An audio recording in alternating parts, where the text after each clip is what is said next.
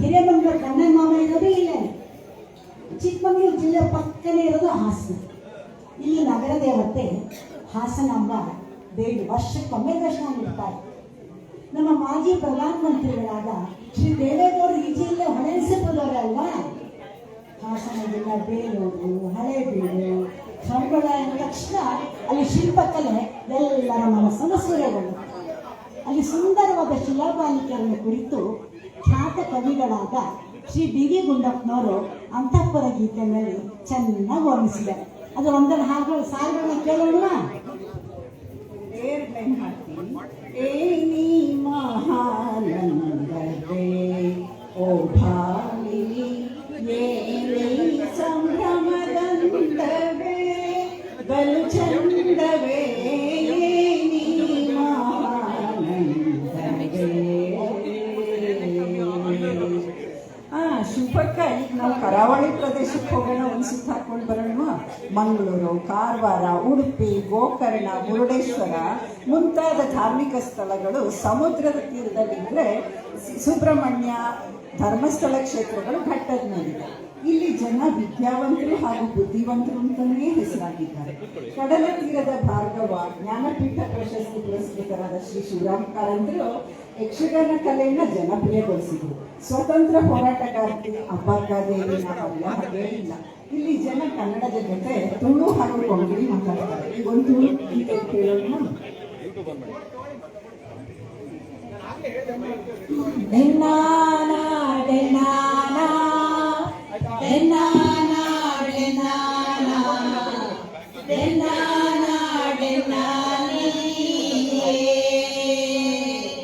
ತುಳುನಾಡ ಸೀಮೇಡು ಕಮರೊಟ್ಟು ಗ್ರಾಮೋಡು ಗುಡ್ಡದ ಊಟ ಉಂಡು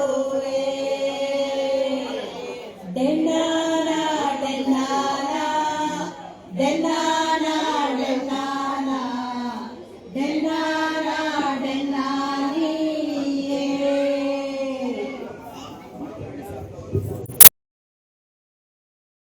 ಜ್ಞಾನಪೀಠ ಪ್ರಶಸ್ತಿ ಪುರಸ್ಕೃತ ಶ್ರೀ ದರಾಬೇಂದ್ರ ಇದ್ದದ್ದು ಧಾರವಾಡ ಸಾಧನಕೇರಿಯಲ್ಲೇನೆ.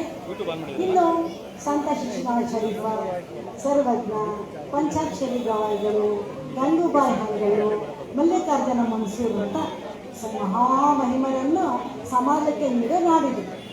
ಈಗ ಸಂತ ಶಿಶುನಾಳ ಶರೀಫ ಅಂತ ಹಾಡನ್ನು ಕೇಳೋಣ.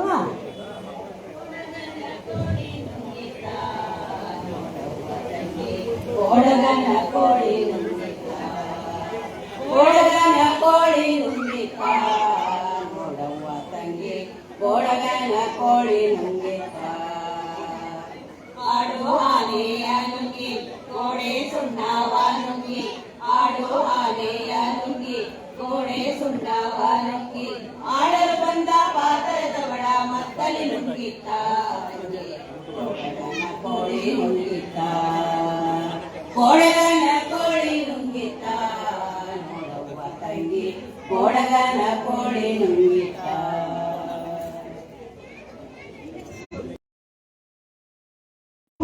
ಪ್ರಜಾಪ್ರಭುತ್ವದ ವೇದಿಕೆ ಆಗಿದೆ ಅಲ್ವಾ. ಅನುಭವವಂತ ಪಡೆಯೋದು ಇದೆ.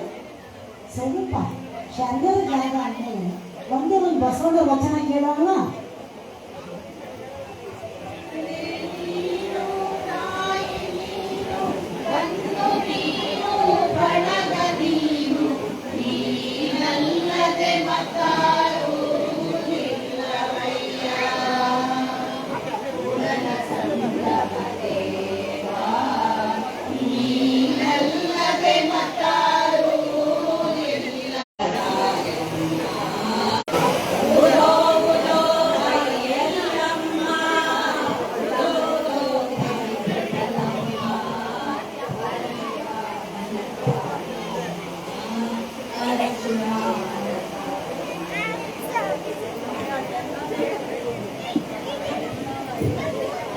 ಶತಾಯು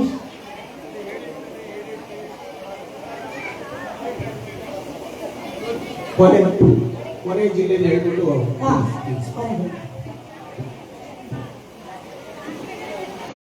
ಮೈಸೂರು ಮಲ್ಲಿಗೆ, ಮೈಸೂರು ಪಾಕು ತಮ್ಮದೇ ಆದ ವಿಶೇಷತೆ ಇದೆ.